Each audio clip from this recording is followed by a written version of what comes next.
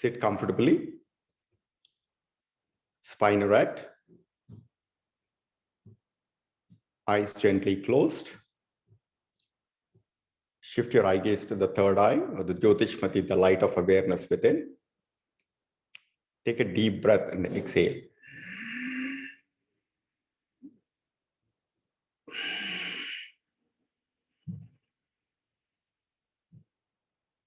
One more deep breath with your joy. Exhale. Let's begin today's session with the opening chant. Om Sahana Vavatu Sahanau Bhunaktu Sahaviryam Karavavahai Tejasvinavaditamastu Ma Vidvishavahai. Om Shanti Shanti Shanti. Let's offer our salutations to Sage Patanjali. Yogena Chittasya Padena Vacha Malam Shriram Sarvotham Vyopakarotam Pravaram Muninam Patanjalim Pranjaliranatosmin. Welcome everyone for our weekly Patanjali Yoga Sutra knowledge satsang. What we want to do today is, today I want to share with you my interpretation, my understanding of Dharma, or sometimes I refer to it as Dharma Yoga. These are some of the excerpts from Bhagavad Gita as shared to me by Shriram Sarvotham ji. And I probably listened to it 20 or 30 or 40 times. And every time I listen to it, I find new interpretations and new learnings. And this is my attempt to kind of share what my understanding is and my interpretation, so that we can collectively interpret and continue our learning and sharing journey. Let me share my screen once.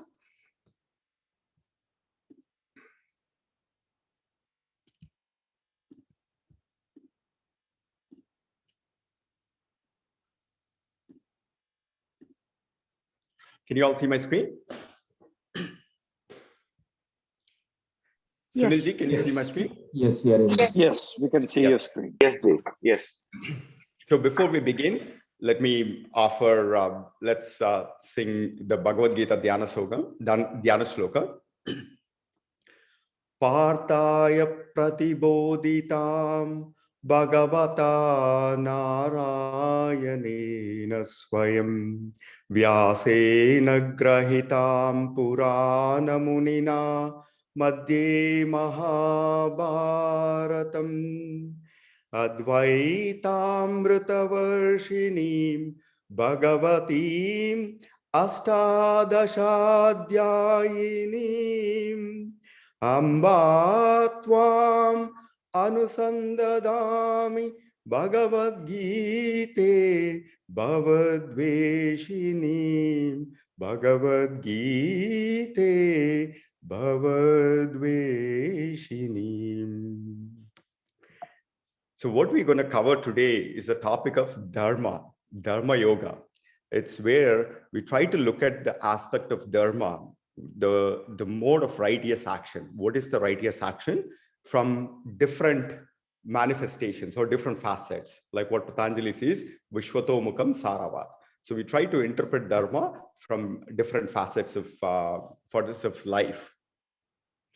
So the opening of this is, before I say this is again, all these blessings are from Shriram ji, and this is from Shriram ji's Bhagavad Gita Foundation's series from the EkaShriSchoolsOfYoga. I strongly encourage you to make avail of the knowledge series from Shriram ji, and I'm sure all of you will fall in love with his wisdom and the way he brings all the knowledge from Manusmriti to Sanatana Dharma to Advaita to Yoga Sutras and Bhagavad Gita, and presents a holistic experience. And this is kind of what I understood and what I'm going to share with you.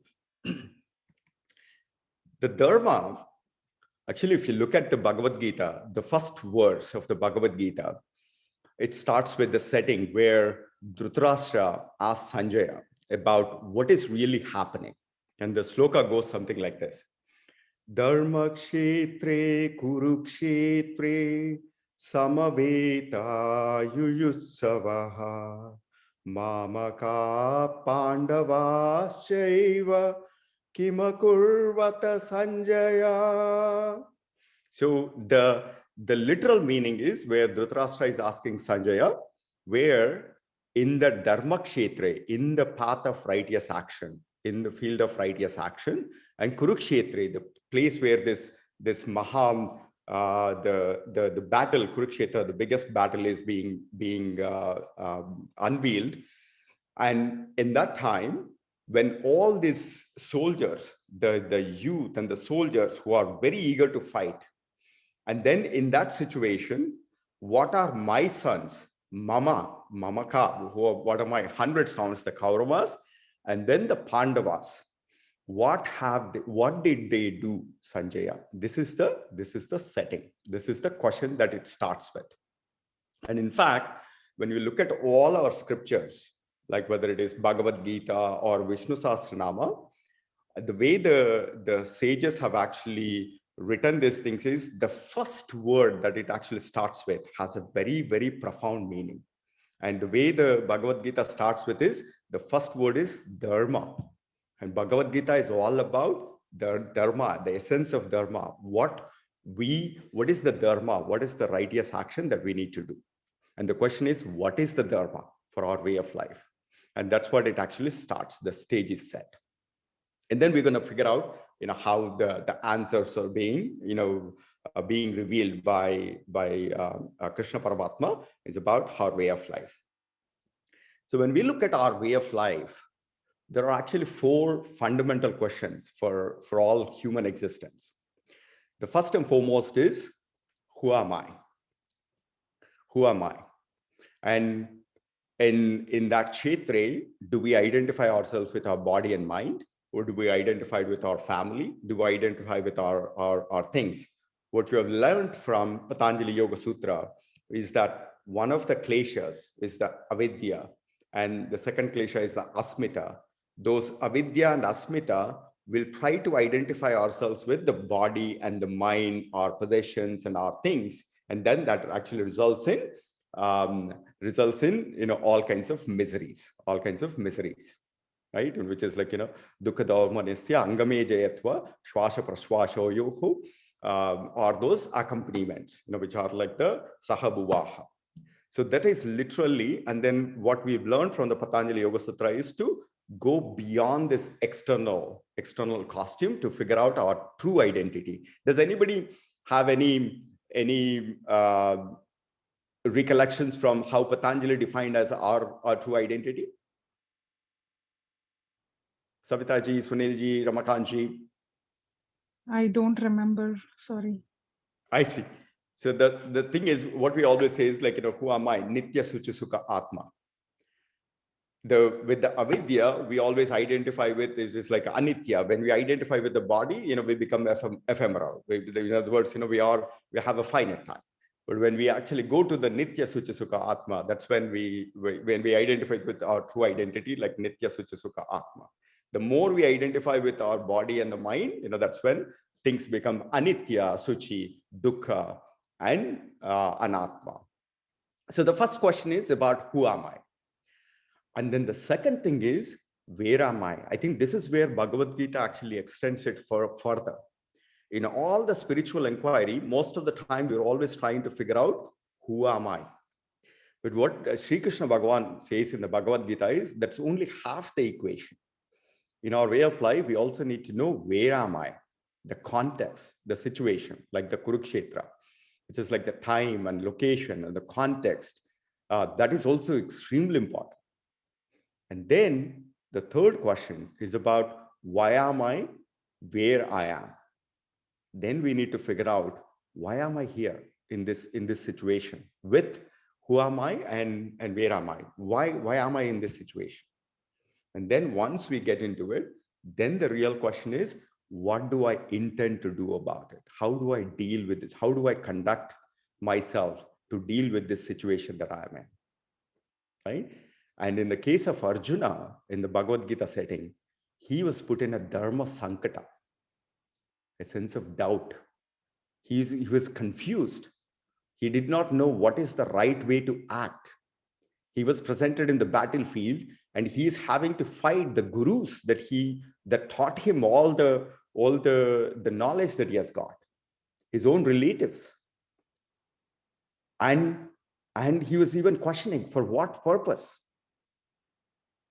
And he felt like, it is almost like, devil in the deep sea. He felt like, if he fights, he feels like, he's actually having to hurt his own people. Or if he doesn't fight, he doesn't have a place to live, and he is doing, he has to, follow this, the mode of, what is not right, and he doesn't, he or his own people wouldn't have any place to live. And oftentimes in life, we're always put in the same Dharma Sankata. And in fact, if you actually interpret the first sloka, it's not about that historical fight. This is our way of life. This is our life situation. We are all those soldiers. We are all those Arjunas who are constantly being put in situations where we are having these Dharma Sankatas. Would you agree? Anybody wants to add anything to it?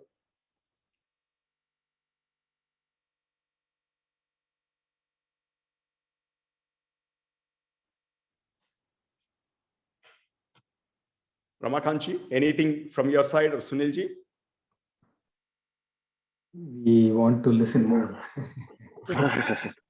But do we agree with that there is a Dharma Sankata that we constantly go with? What is right, or in situations like, it almost feels like, it's the devil and the deep sea. Exactly. And I maybe, just because you asked, I think the first word, the way it starts is the Dharma. And interestingly, the last word that the Gita ends is the word Mama. Yeah, exactly. Right. So I think you would, you could. Right. Yep. Actually, that's a beautiful thing. Actually, that's I mean, you are, I mean, that's the reason why you're my guru. But I think, this is often the times. Sriniji, sorry, I heard this in a discourse about Dharma Sankata. In Kali Yuga, Dharma Sankata, we say when it's between Dharma, one Dharma and Adharma. Or sometimes it can be between both adharmas, and we are saying, oh, this is such a Dharma Sankata. Actually, Dharma Sankata should be between two dharmas, not one adharma dharma, apparently.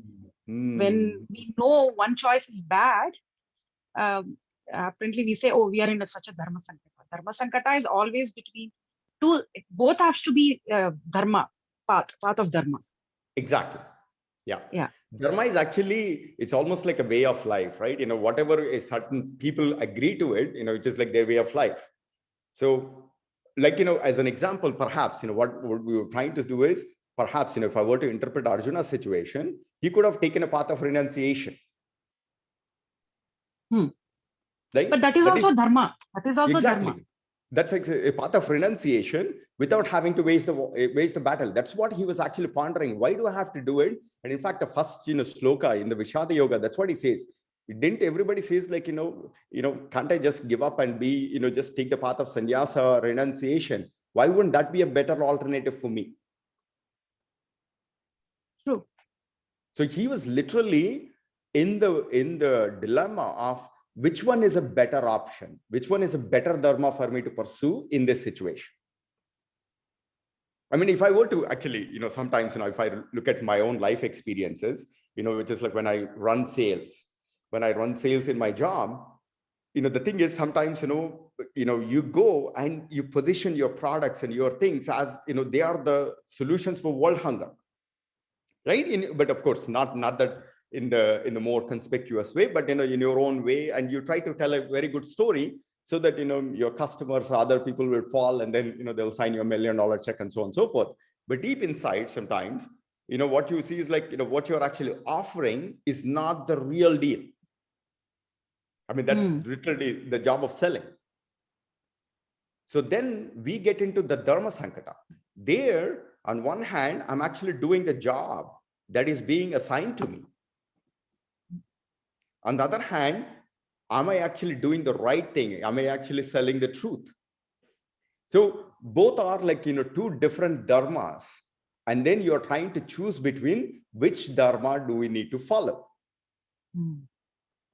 And I'm always, I used to have so much of internal battlefield about this, the Kurukshetra. And then I'll be like, really torn. Am I actually doing? I mean, it's like, people, the reason why people would invite me to some of these, sales guys and all this stuff is, people think that I'm good at what I do, but there is a deeper inner conflict. The question is, this Bhagavad Gita is all about not having this conflict. How can you be in harmony?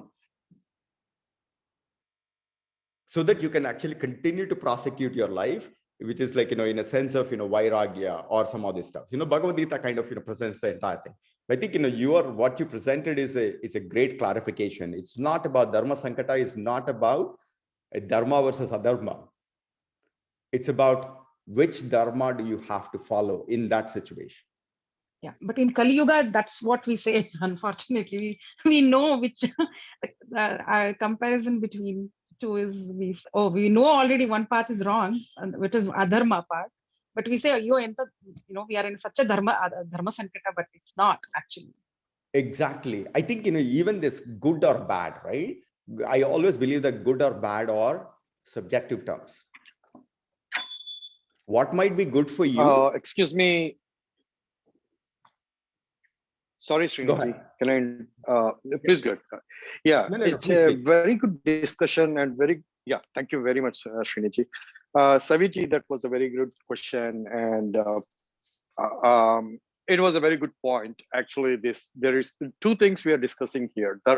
Srini was talking about Dharma Sankata, and you are talking about Dharma Yuddha. I don't know if you're talking about Dharma Yuddha. There are two things in general: Dharma Sankata and Dharma Yuddha.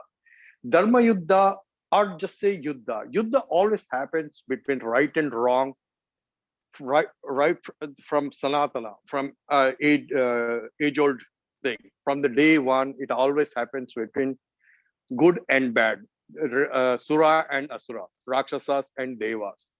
And Sankata is something when I'm in a dilemma to know about my action, if it is righteous or not. That's what, most of the times, we act consciously. We wanted to act consciously. And sometimes we can't decide if our action is right or wrong according to the situational. There in same Mahabharata, Bhishmachari, he talks about in Anushasana Parva about Dharma Shastra. There, there are so many topics like Sukshma Dharma and all those things. There it helps. That's the reason Dharmaraja is greatly admired, respected, revered by the Pandavas. Compared to the rest of all, Dharmaraja is not a thing. He's highly respected because of his dharma. Sankata and Yuddha is different. Yuddha is always there between only right and wrong. Sankata is when I don't know about my actions. That is when we need to consult a guru like, Shriramji, Sriniji, anybody. Thank you very much. Thank you, sir, Sriniji. No, that's a beautiful, beautiful clarification. I think, we should dwell on this, the Sankata versus Yuddha. But coming back to the situation, just one second. Just,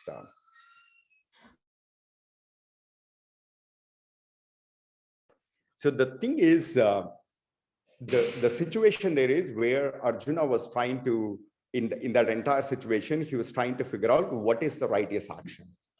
And then, as Ramakanji said, the last verse of Bhagavad Gita actually provides the answer. The first one starts, what did they do, or what is the right dharma? And then the last sloka, that in fact, this is also known as the EkaShloka. Just like for Vishnu Sahasranama, Shriram Rama Rameti Rame Rame Manorame Sahasranama Tattulyam Ramanama Varanane, which is like the EkaShloka, for the entire essence of Bhagavad Gita is captured in this. And we all know this. And this is also there in the Vishnu Sahasranama. And this goes like this. Yatra Yogeshwara Krishno, Yatra Pardo Danurdaraha, Tatra Shri Vijayo Bhutihi, Dhruvani Tirmatirmama. And what Ramakanji said, the last word in the Bhagavad Gita is mama. The first word starts with dharma and the last word goes with mama.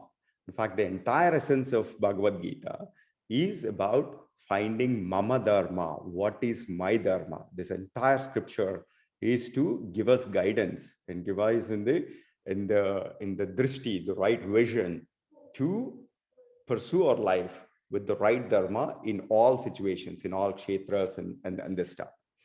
And if you actually parse this, if you try to interpret this sloka, what it basically says is, Yatra Yogeshwara Krishna, who has this Krishna, who has this inner peace, who are actually reposed in that harmony, in that dhyana, the meditative state, where there is inner peace. That's what Krishna symbolizes. And then Tatra Pardo Yatra Pardo Danurdaraha, where they are like equipped like an Arjuna with an outer dynamism, with all the skills. When they are reposed in an inner peace, and then when they are acting with the dynamism, like the skilled warrior like Arjuna, Tatra Shri Vijayo Bhutirhi, that's where excellence and victory, Vijaya, is going to samyama, what we learned in the Patanjali, is going to happen. Dhruva Nitya, it is certain, it's assured. And that is what Sanjaya's opinion, and that is what is the essence of Mama Dharma. And if you actually look at it, that's what it basically says. It kind of summarizes into people who are established in inner peace and then outer dynamism. And if you actually look at that, that's almost like an Apple iPod. People who have that inner peace and outer dynamism in their way of life, that's when they are entitled to victory, excellence, and joy in everything that they do. And that's the essence of Bhagavad Gita. And if you actually bring it back to what we also say, it's like yogastha kuru karmani. What it basically is like, first you establish in yoga in harmony within, and then act like Arjuna. Express outer dynamism. And that is what is yoga. And that is what is samyama. It's not about, going and sitting and meditating and this stuff. Some people may choose that, but it's about, for all of us who are in this real world, our entire way of, dharma is to establish in inner harmony, establish in yoga, and then act like a skilled warrior, like an Arjuna, and express outer dynamism and exuberance. Then that's the secret to achieving samyama and excellence. Any thoughts, comments, and reflections?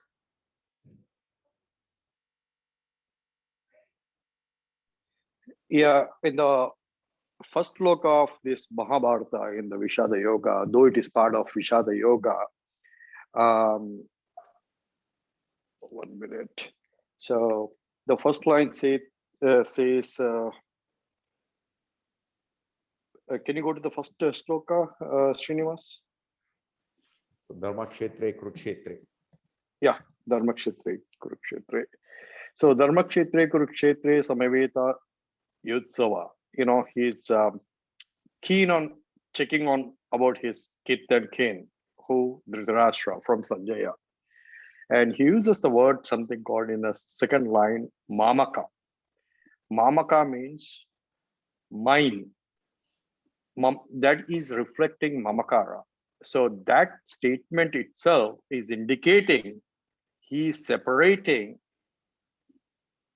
he is inviting. I mean, it is something like a statement of a war. Like those Pandavas, he's talking about sons of Pandava and my Mamaka. Mamaka means my sons, Kaurava. So he's trying to separate them there itself and expressing a concern that, that is called Mamakara. So one carrying Mamakara is bound to lose. He will end up with Shoka. So in the very first thing, the word Mamaka, we have to underline that's going to give that sentence is delivered by Dhritarashtra. So that gives dukkha in the end.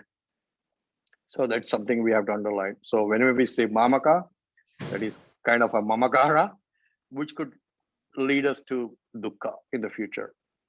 Thank you. Thank you. What a beautiful way of saying it, which is like, that's what Patanjali says, right? Asmita, me, and Ramakandi says the me, mine, and my. Then the moment we are indulging in this separation of the duality, me versus you, me versus mine versus others, and that's when we are all becoming Dhritarashtra's.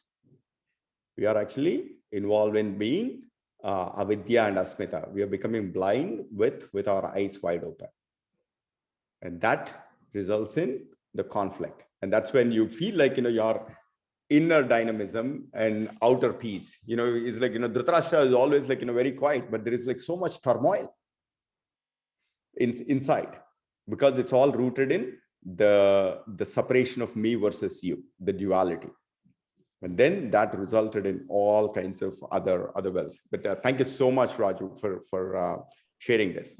So now, great Shri, great session. Thank you. Right. So and again, everything comes back to, if you look at Bhagavad Gita and Patanjali Yoga Sutra, they're like very complementary texts. Very complementary texts. One is delivered in the sutra form, and with his is like Alpakshram Asandigdam Vishwatomukam Saravad. The other one is delivered in a more elaborative format, is more like the pathos in a song and shloka, so it is enjoyable. But I think one of the perhaps the pitfalls of this Bhagavad Gita thing is, which is like people will only connect to the song aspect of it, but very few people probably go to the Ekatattva Abhyasa, go understand all the things, or people only understand Mahabharata as a great epic, but they don't interpret that this Kurukshetra is our way of life every day. This battlefield is what is really happening in our lives. And that needs to be a guiding force, and interpret that we are actually the Arjunas. This Kurukshetra is what is happening in our lives all the time. And we have a choice to become a Dhritarashtra by engaging in Mamaka or Asmita, or we can actually be like a sincere seeker, like an Arjuna, and then move to the path of yoga. And that's when we can actually get to inner peace and outer dynamism, so that we can actually achieve excellence. So now let's actually look at what is Dharma. And Dharma is covered in many different dimensions. One of the things that Shriramji quotes is a verse from Manusmriti, and that Manusmriti, the way Dharma is defined is Dharma eva hato hanti dharmo rakshati rakshitaha tasmad dharmo na hantavyo mano dharma hato vidita. What it means is, Dharma is something, when you protect the Dharma, then the Dharma protects you. When you protect the Dharma, then the Dharma protects you. But when you don't protect the Dharma, when you renounce Dharma, when you actually completely disobey the Dharma, then the Dharma slays you. Then the Dharma slays you. In fact, a similar sloka that we covered when we were covering dhyana. The mind can be your best friend, or mind can be one of your greatest enemy. It depends upon how you manage it. The same thing with Dharma. If you actually protect the Dharma, then the Dharma protects you. Like what Buddha says, Dharmam Sharanam Gacchami, Sangam Sharanam Gacchami, and Buddham Sharanam Gacchami. But if you disobey the Dharma, then the Dharma slays you. It will actually come and get you. So what we have a choice to make, which is like, make sure that we follow the path of righteous action. That is number one. Any thoughts, comments? Anybody would want to add anything here?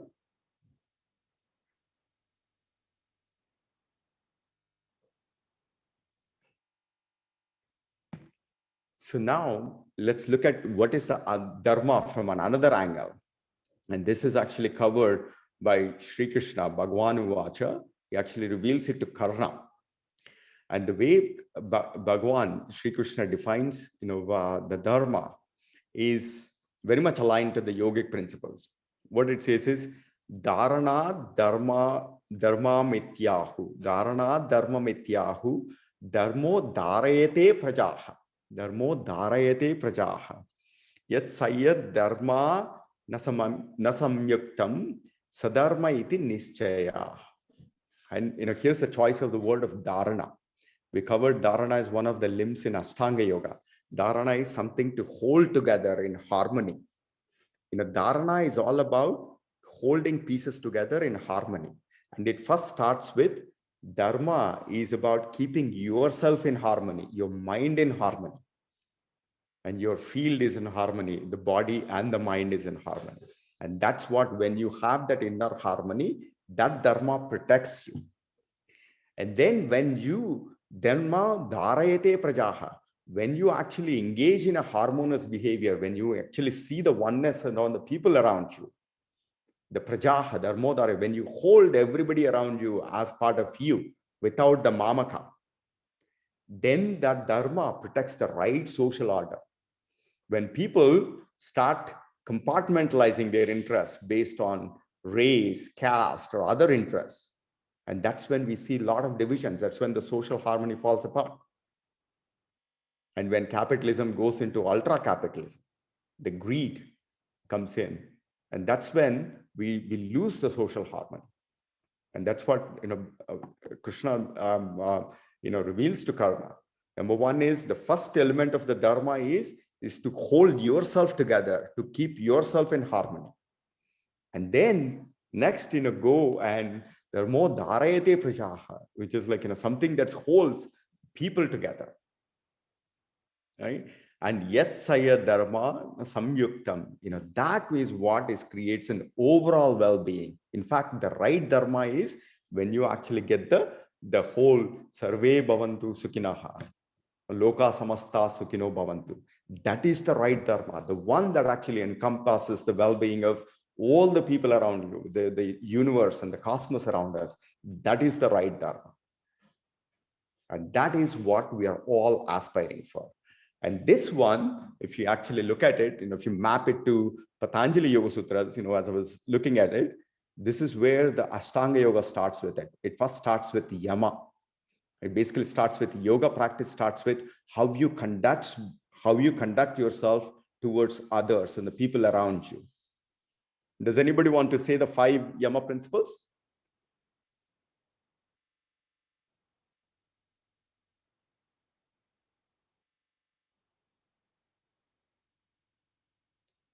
Rajuji, Savitaji?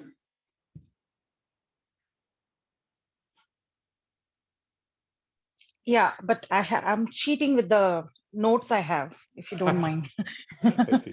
No. So Yama has ahimsa, satya, astreya, brahmacharya, and aparigraha.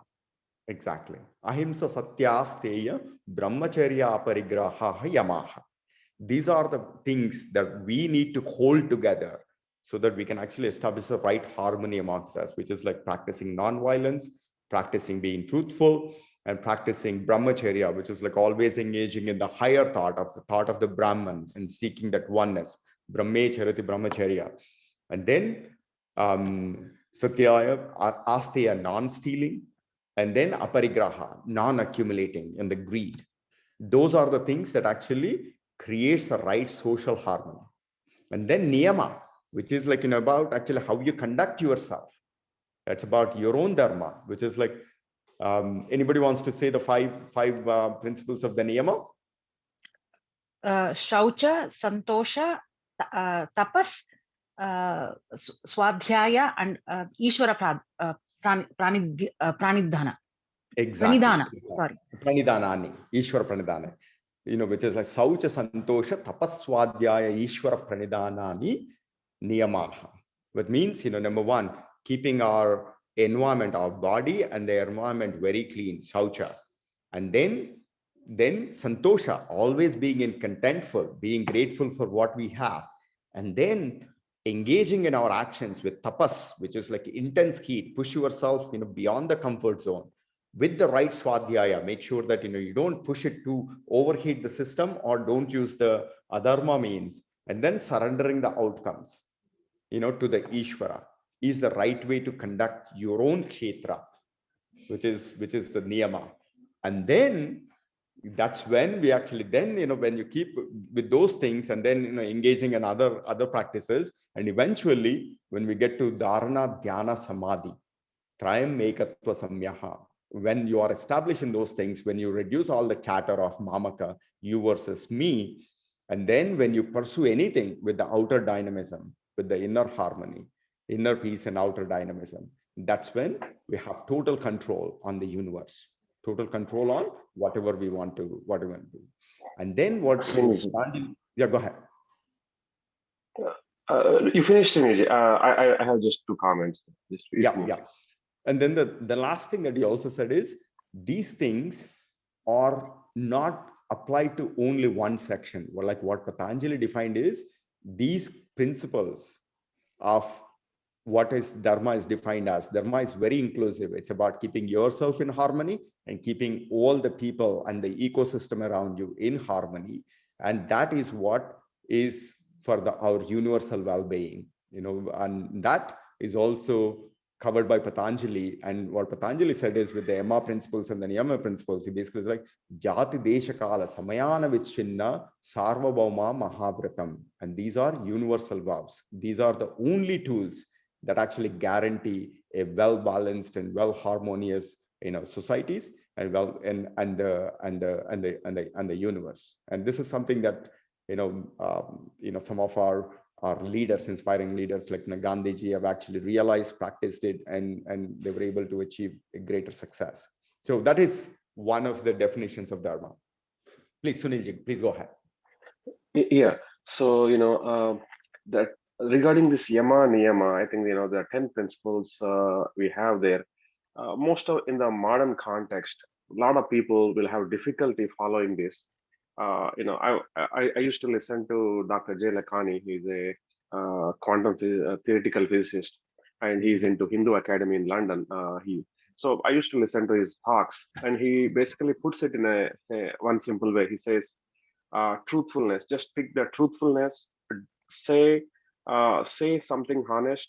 Do what you say, and think good. So basically, if you do that, you are basically doing Yama Niyama. So there are lots of things there you cannot follow. And at least if you do that, I think you're okay. That's the way he used to put it as. And the second thing he used to say is, it's cleanliness is not physical, it's mental also. A lot of people just think it's just physical cleanliness. Now, anybody can be physically clean, but mentally corrupt. So that's a mental cleanliness is a key.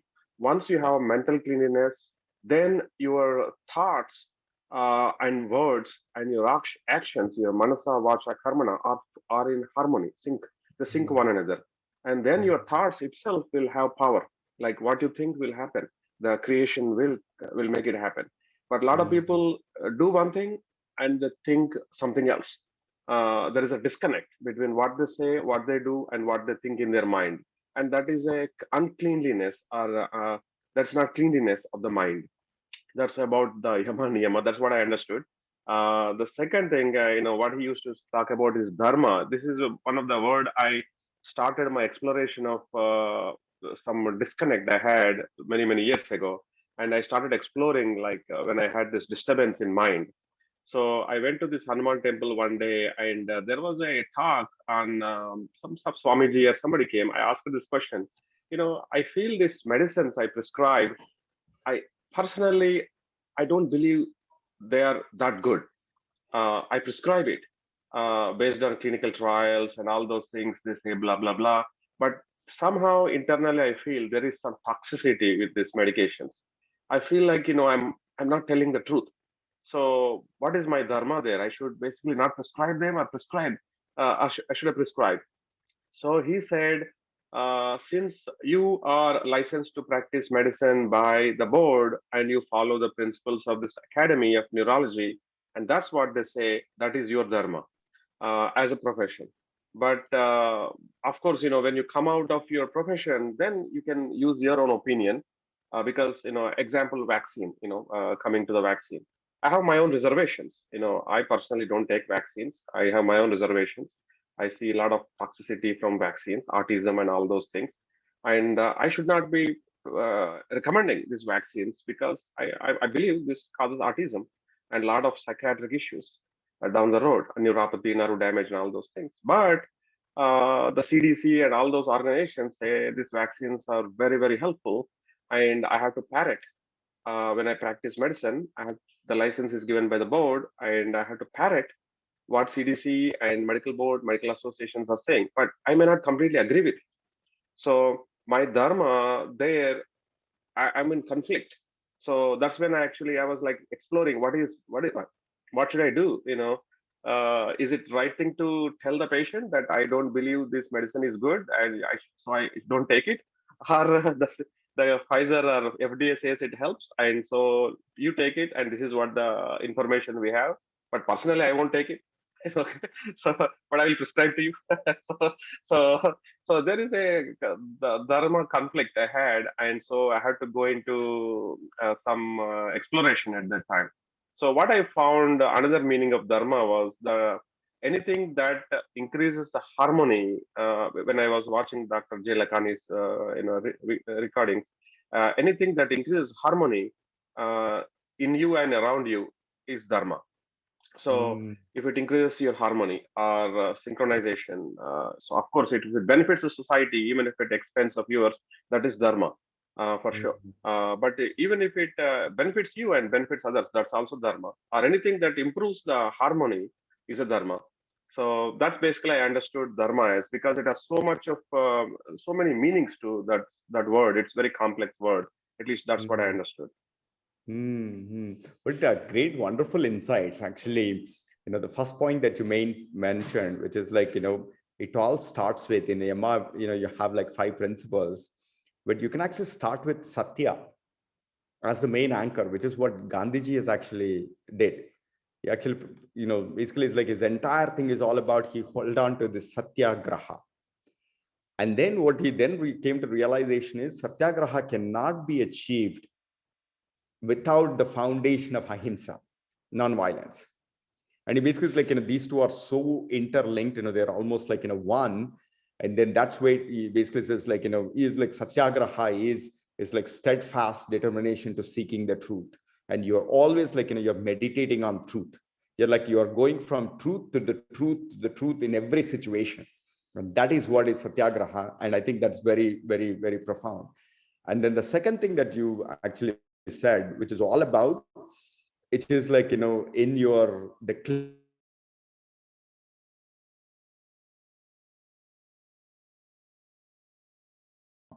is something that you actually, which is, I looked at it, it all comes down to very simple construct in the harmony. This separation of you versus me. The more you become zero, or the more you actually reduce that mamaka or mama or me, mine, and my, the more you obliterate the boundaries of what you think is as yours, your body and the thing, then there is no opportunity for any chatter in the mind. Because the only chatter actually comes from is when you are trying to create this boundary of, okay, am I doing this for benefit of me or the people that are associated with me, or am I actually doing it for others? Once you drop this sense of I-ness and the me-ness and the my-ness, then there is no real opportunity for in the chatter. You can simply go prosecute what is absolute truth. What is the right thing? The only reason why the truth becomes conditional is because when we add the filter of me versus I, and that's what the society is actually forces us to on a path. In this samsara and the grihasthashram, that's where you actually take a little bit of, that thing. But the more you obliterate the boundaries of that mamaka, then you actually, the mind then becomes, the cleanliness of the mind actually comes up. And the saucha is not just about the physical thing, as you said, it's about the body, mind, and the surroundings around you. I think, I think I completely agree with you. I think, if we can make a steadfast thing on pursuing the truth of satyagraha, always seeking the truth and devoid of any mamaka, devoid of any conditioning, and that's when we actually do it. And then the last thing that you actually said is very profound, which is like, sometimes, you would have to transcend your own biases. Sometimes, like, for example, at this time, getting vaccinations seems to be the better harmonious dharma right now. And that may actually even go beyond our personal beliefs of, whether you believe the vaccines are good or something, but this is more of a, like what this shloka here, which is like, dharmo dharayate prajaha. At this time, the vaccination seems to be the best tool out there to keep a better harmony among the people around her, or wearing masks is seemingly something that seems to be creating a better harmony.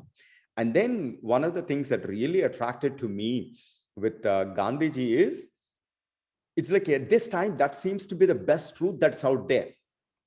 And then tomorrow there may be a better dharma, a better theory that comes in, and he basically is like, at that moment he's going to pursue what is the better truth at that time. So one of the sentences that he had is, many times I looked very inconsistent in my actions or in my thoughts and so on and so forth. But what he literally said is, deep inside there is a beautiful harmony of a truth that's always been there. I'm always anchored in finding the best truth, absolute truth. In that moment, I'm always meditating on the truth. I think that is what Gandhiji said. And I think your thoughts are very much aligned with how Krishna Bhagavan talked about Dharma. Dharma is something that brings harmony within, creates a better harmony, or creates harmony within. And then the Dharma is also something that brings our people together, our community together. And Dharma serves you, Dharma serves your community. And when you serve Dharma, then the Dharma rakshati rakshataha. And when you are not interested in the harmony within, and then also the harmony outside, like for example, we can actually engage in intoxication, right? Which is like, taking an alcohol, thinking that creates an harmony. All it does is it creates some kind of a temporary state of something. But then when you don't protect the Dharma, then then Dharma slays you. It's just a matter of time, but that's an absolute truth. And that's what Patanjali said as Jati Desha Kala Samayana Vichinna Sarvabhama Mahavratam. These are universal truths. And then very quickly, let me introduce to some other things. And then I want to open up with one, perhaps a radical thought that I had. And then we talked about Dharma. Dharma is something that is actually creates inner harmony and also outer dynamism, and also inner harmony and also the harmony with people around us. And then that's where we have some of the tools like Ahimsa, Satya, Steya, Brahmacharya, Parigraha, and then Saucha, Santosha, Tapaswadhyaya, Ishwa Pradana. Then we need to actually come up with what is Kshetra. The first is like Dharma, Kshetra, Dharma, Kshetra. The first shloka from the 13th chapter is defined by Krishna Bhagavan in defining what is the Kshetra. Kshetra is the field of action. And the first shloka goes is like, Idam Shriram Kaunteya Kshetram Itya Vidiyate Etadyo Vetitam Prahuhu Kshetragna iti Tadvidaha. Kshetragna iti Tadvidaha. So basically it's like Kshetra is the first field of action is our body, our costume, body and the mind. This is the first thing that we need to establish in harmony. Our body and our body and the mind. And that is where yoga system, Ashtanga yoga is being defined to actually keep yourself in harmony first, your body and the mind. And that's where we have Yama, Niyama, Asana, Pranayama, and Dharana, Dhyana and this stuff. So this is, first is, remember that the first Kshetra that is referred in the first sloka is about your body and the mind. That's the first field of action. And then, but that body, there is a Kshetragna that's within us, that self, the Purusha, or what Patanjali defined as Tadadrastu Swarupe Avasthanam. The more we connect with our body, the external costume, that's when we actually get into all these avidya, asmita, raga, dvesha, abhinivesha, and all those things, right? And we identify ourselves, then our identity becomes like anitya, suchi, dukkha, anatma. But our entire process is to be able to repose ourselves in that Tadadrastuhu, the Kshetragyan, the knower of the field, that constant light of awareness, the witness that is actually observing all the field within, and that Chetana.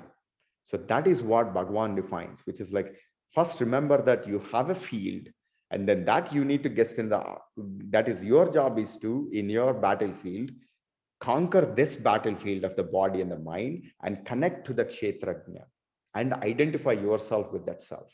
And that's what Bhagavan says in that first shloka. And then goes into the second one, where Kshetra Jnanam Chapimam Vidhi Sarva Kshetreshu Bharata. Kshetrajnanam chapi mam vidhi sarva kshetreshu bharata kshetra jnanor jnanam yatta jnanam matam mama. What it actually says is, which is like, okay, now this kshetrajna, whatever we are there in that self, that purusha, that tadadrashtuhu, know that that self is also residing in everybody around you. Everybody is nothing but everybody is also manifestation of that same oneness, the same light, the same prakasha. So the first kshetra is, connecting with the self within. And then the second kshetra is about the people around you. And in fact, Patanjali defines in the Yoga Sutras, right? The first job is, what is yoga? Chitta vritti nirodha. When you restrain the turbulent mind, and when your mind becomes the surface of the clear lake, that's when you connect, you then repose in your own self. Tadadrastu sarupe avasthanam. That's when you realize your true identity. And then the second aspect of that is, see that kshetrajna in everyone around you. And that's what the sutra goes. Tat pratichedardam ekatattva abhyasa. Try to see that oneness, that same divine in all the people around you. Don't look at the periphery. The periphery looks at it as like, okay, somebody is different. Okay, they belong to a different race. They're Hispanic, they're Asians. There is all these things. And then once you start getting into the costume, the kshetra, the outer presentation of the field of action, and that's when it actually creates mamaka. And then we start engaging in an outer battle. And the battlefield, the Kurukshetra starts there with all the desires, raga, dvesha, abhinivesha, avidya, smita, and all those things.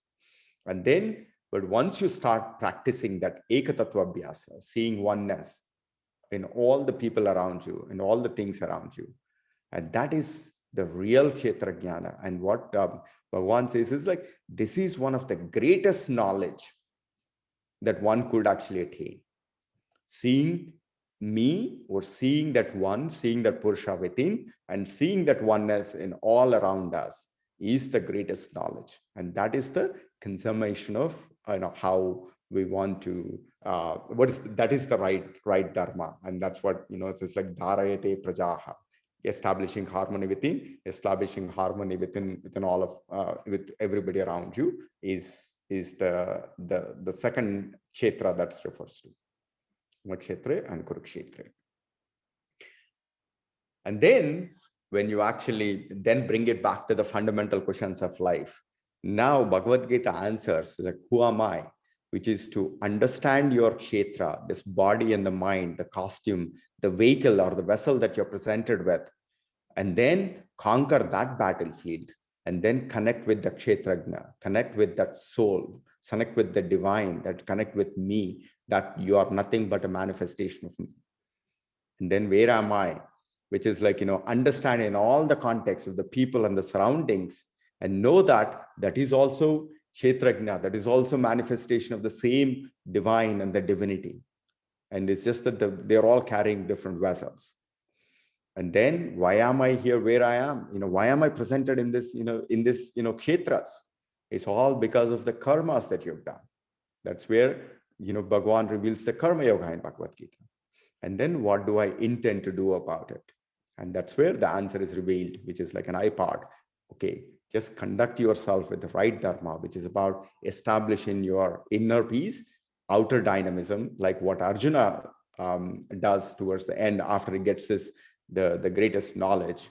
And then always follow that Kuru Dharma. And this is where, if you actually look at the first sloka, Dharma Kshetre Kurukshetre, Kim Karvata Sanjaya, Kim Akurvata Sanjayaha, what did they do? And there is a great queen in Maharashtra, Ahalya Balwakar. And I think she's also very spiritual. I think what she has done is she actually looked at this first sloka, and she rearranged the first, Sanskrit has one of the greatest benefits. You can actually rearrange the words and to come up with the right meaning. And the meaning is always there is there, Yad Bhavam Tad Bhavati, which is very basic. It's like if you rearrange the first four words, Dharma Kshetre Kurukshetre, and then if you jumble them, Kshetre Kshetre Dharma Kuru. The answer is in all the fields of action that you're presented with, like, with your body and the mind and the situations there, always dharma kuru. Follow the right dharma, anchored in the Yama Niyama principles, anchored in the path of the truth, anchored in the inner peace and outer dynamism. And that is the secret of Bhagavad Gita. And ain't it beautiful that the way these slokas are conceived and presented, which is like, the answer is there in the first 4 words. Dharma kshetre kuru kshetre. Just like the answer is for that question, kshetre kshetre dharma kuru. Any questions, thoughts, comments? This is wonderful, Srini. Amazing. Amazing session, I would say. Yeah, how you presented it was very nice. Easy to understand. Kshetre kshetre kuru dharma. And I mean, it's like, I'm like, every time I listen to Shriramji's talk and then connecting all these yoga sutras, to everything that's happening, I mean, it's almost like, you get that the highest form of, what do you call it, the joy. And some people call that as the pinnacle of joy. I mean, there is like so much joy in just looking at a word and how much of a deep meaning that the deepness of the thought. Our rishis and the way and unfortunately what has happened is we are only staying at the periphery. Bhagavad Gita is sang as a song, where Ghantasala, and then we look at the periphery, and we, most of the time Bhagavad Gita is, we only remember Bhagavad Gita when somebody in our family dies, and that's when, we try to play. But this is actually the guiding principle in a very simplified sense on how we can follow this together. Ramakanchi, any thoughts from you?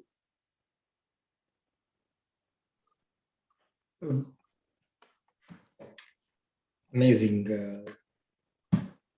Yeah, in fact, the other day when I heard, in fact, I never heard this rearrangement. In fact, I've been doing a lot of research on Bhagavad Gita's, but the other day when I heard it from you, I was literally, it put me into silence. So this is amazing. Yep. And then there is one other thought. There is one radical thought that occurred to me. And I think, this is where I'm actually getting outside of my comfort zone. If I hurt anybody's sentiments, please, please treat that my ignorance, but it's try to be presented with the right context. Okay. So recently I've been engaging with a lot of conversation with my mom about, what's the significance of marriage and, all the things, right? I'm trying to understand what the essence of all these rituals.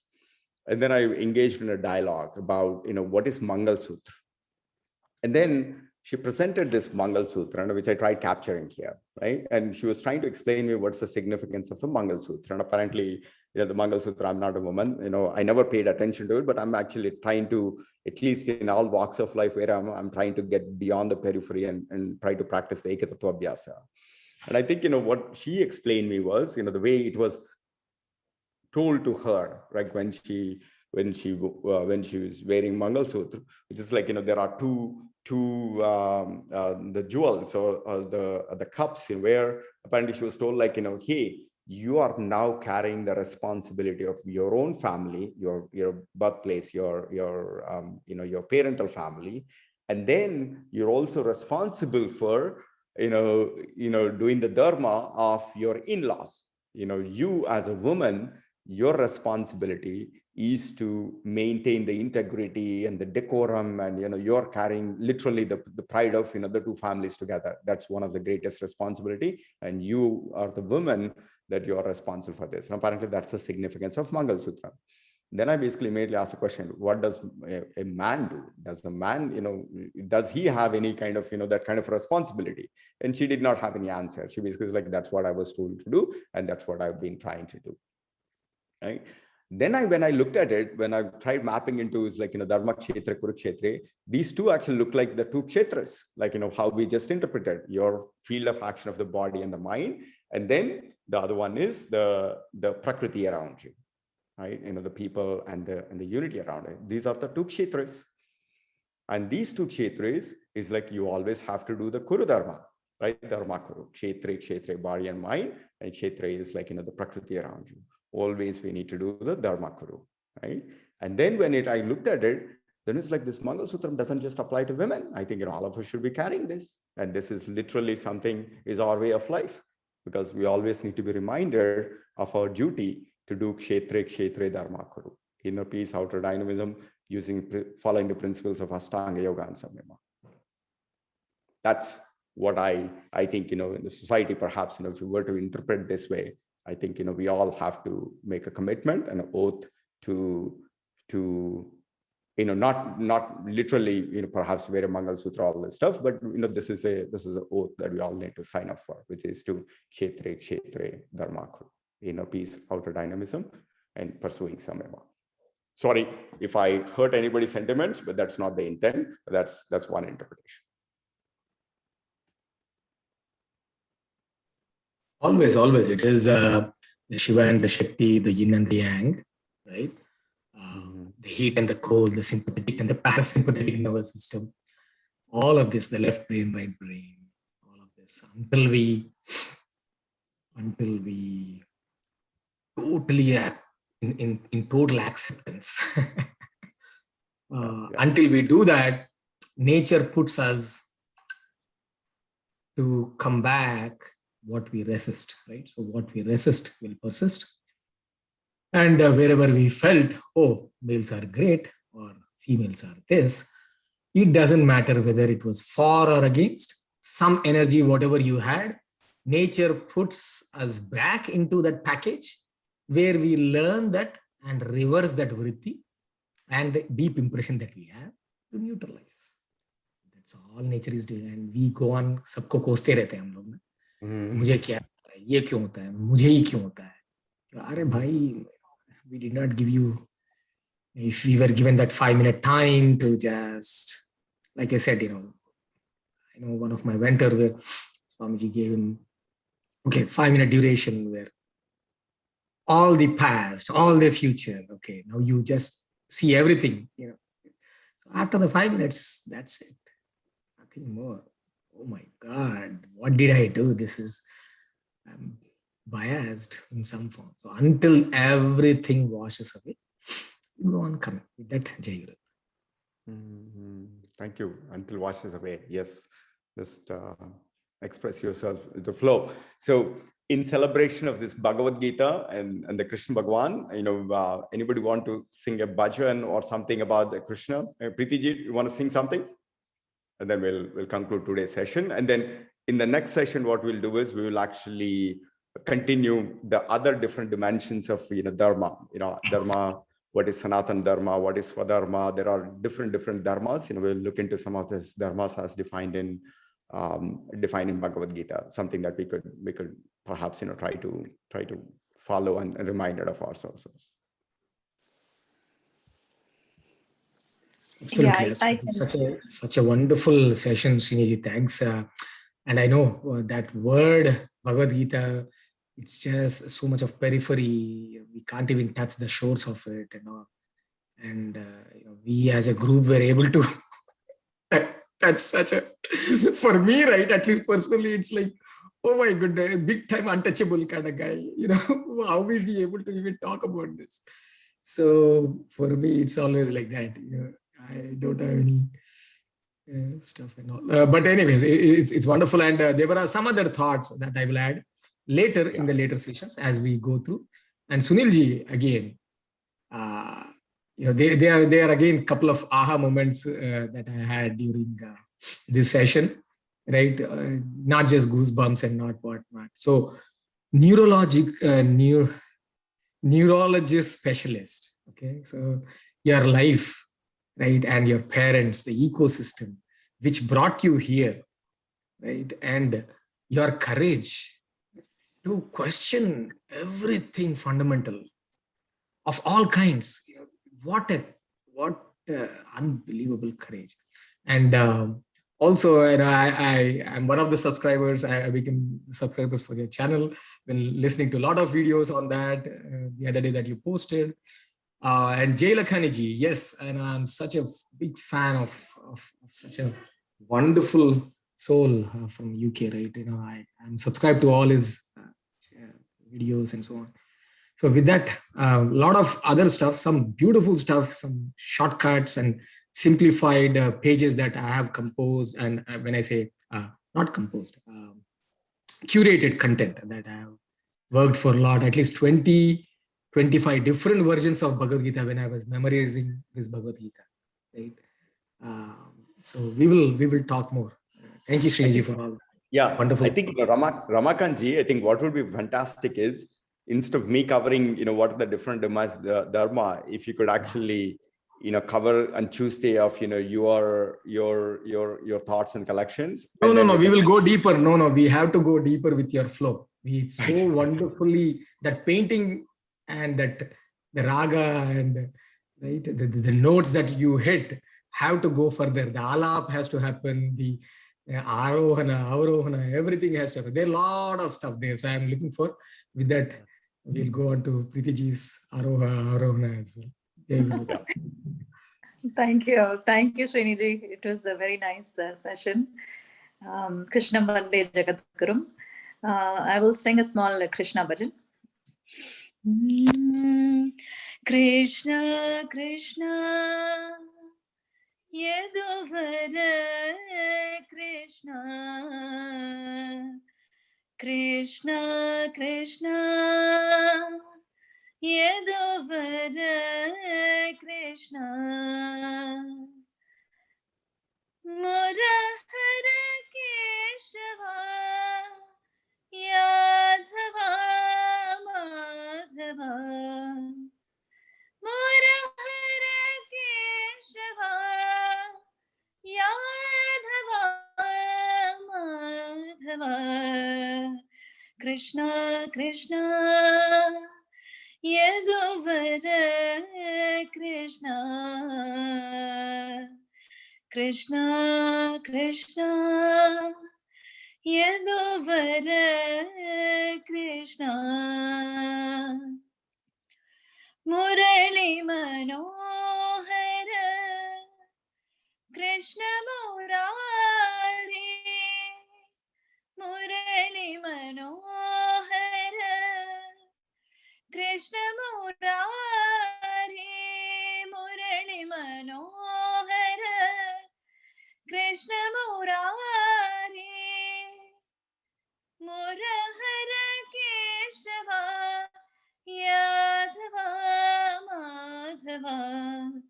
Murahara Keshava, Yadhava Madhava. Krishna, Krishna, Yaduvara Krishna. Murali Manohara, Krishna Murari. Krishna Murari, Shama Murari. Murahara Keshava, Yadhava Madhava. Murahara Keshava, Yadhava Madhava. Krishna, Krishna,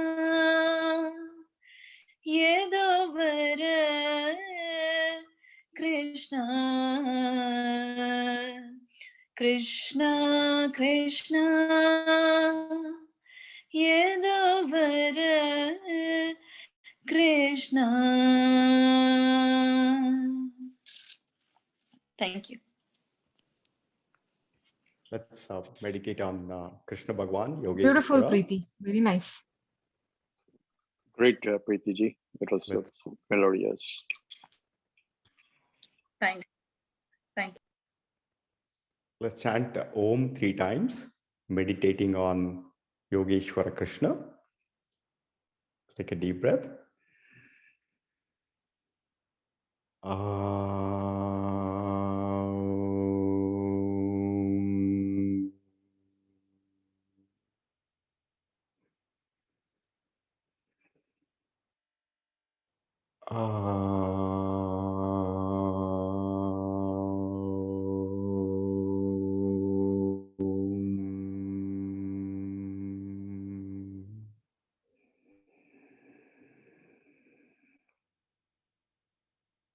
Om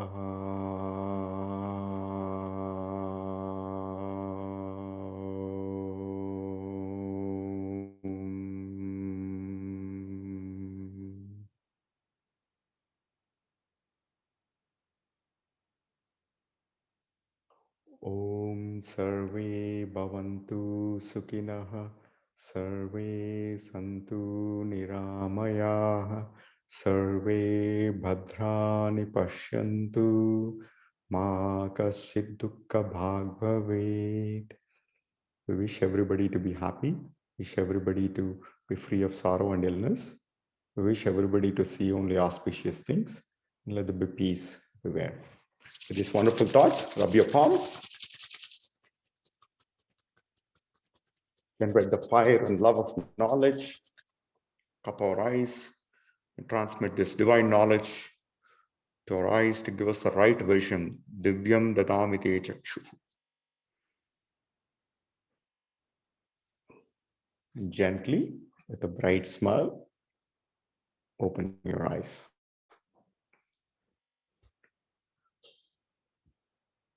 Thank you, everyone, for sharing your beautiful evening and for this wonderful exchange and satsang of learning about Dharma. And then we'll continue the session on Tuesday. And then I want to sincerely request Ramakanji and Sunilji to take over the floor and share some of your things. And then after their learnings, then we will also cover other dimensions from the Bhagavad Gita, the Karma Yoga, and then Gunatraya Vibhaga Yoga. There are so many deeper insights as we go deeper beyond the peripheries. There's so many layers of meanings that we can actually get, and we could also put that into practice in our day-to-day life. And I don't know whether it was a coincidence, but so I was fasting for the morning. Today's Ekadashi.